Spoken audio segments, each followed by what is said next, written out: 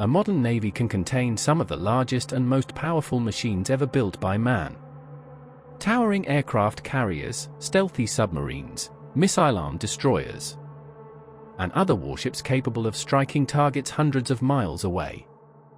Yet despite their importance, the names used to describe these vessels often cause confusion. What exactly separates a destroyer from a frigate? Why do some navies operate cruisers while others do not? And why did once mighty battleships disappear from the world's oceans? To answer those questions, we need to look at the different types of warships that make up a modern fleet and the threats they were built to face. The aircraft carrier. No vessel displays military power farther than an aircraft carrier. Rather than relying on guns or missiles alone, a carrier's primary weapon is its aircraft. Fighter aircraft, electronic warfare, helicopters, and surveillance platforms can all operate from a floating airfield that may be thousands of miles from friendly territory. This ability allows a nation to move substantial combat power almost anywhere on Earth without relying on foreign air bases. Modern carriers rarely operate alone. Because they are among the most valuable assets in any navy, they are typically surrounded by escort vessels tasked with protecting them from aircraft, missiles, submarines, and surface ships.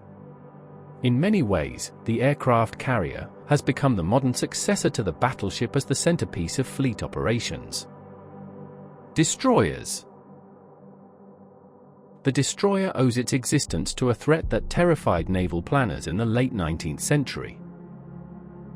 Small and inexpensive vessels could potentially cripple much larger warships with single successful torpedo attacks. To counter this danger, navies developed fast escort ships specifically intended to hunt down torpedo boats before they could reach the battle fleet. These vessels became known as torpedo boat destroyers. Eventually, the name was shortened to simply destroyers. Over the decades, their responsibilities expanded dramatically. Destroyers became anti-submarine hunters, anti-aircraft escorts, missile platforms, and fleet defenders.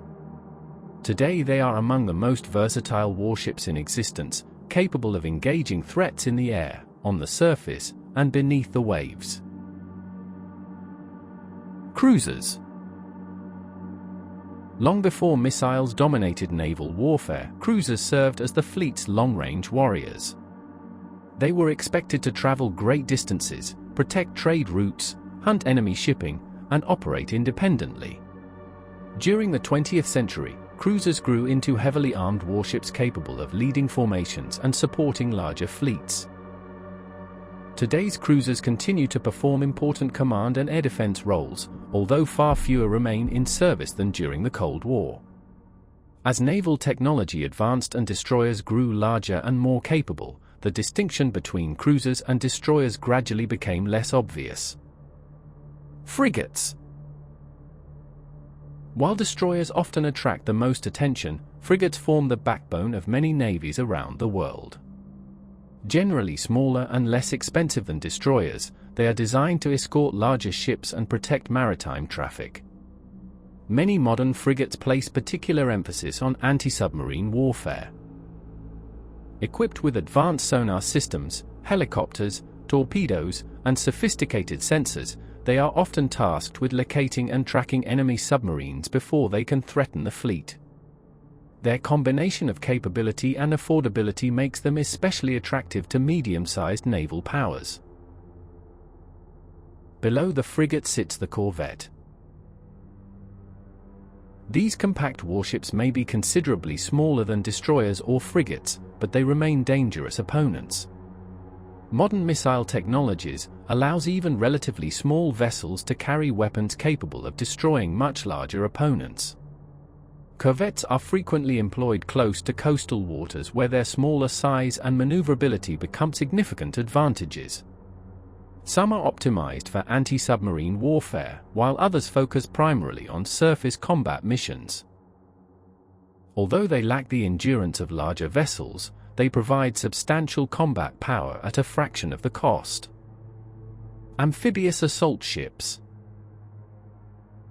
At first glance, an amphibious assault ship can resemble a small aircraft carrier. Its mission, however, is different. These ships are designed to transport troops, vehicles, helicopters, and landing craft directly to areas where military forces need to establish a presence ashore. Many feature floodable well decks that allow landing craft to launch from inside the ship itself. Others can operate helicopters and short takeoff aircraft that provide air support during amphibious operations. They serve as the bridge between naval and ground warfare. Submarines. Unlike every other major warship, submarines wage war from beneath the surface. Their greatest strength is stealth. A submarine that remains undetected can gather intelligence, track enemy forces, launch missiles, attack shipping, or threaten entire fleets. Some are designed primarily to hunt other submarines and surface ships. Others carry cruise missiles capable of striking targets far inland. The most powerful carry nuclear ballistic missiles and form part of a nation's strategic nuclear deterrent. For many naval commanders, the most dangerous enemy is often the one they cannot see.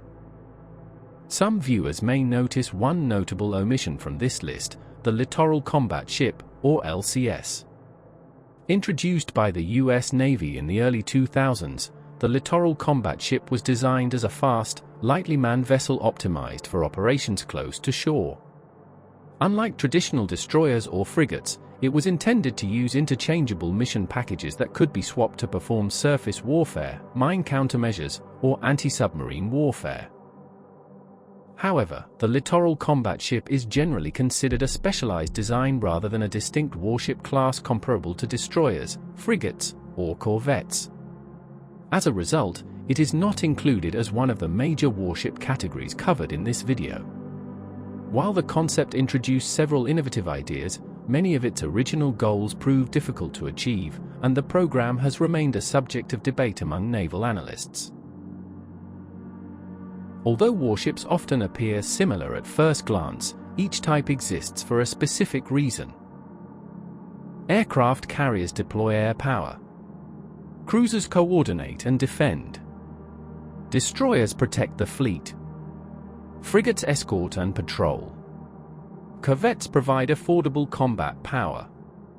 Amphibious assault ships deliver forces ashore. And submarines operate unseen beneath the waves.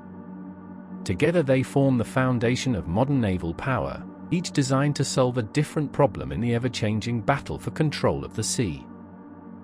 From the gun decks to the bridge, every story we tell honors those who served. If this tale made you feel the salt and steel of history, give it a like, and if you're not yet part of our channel's convoy, subscribe and join the ranks. More powerful stories await.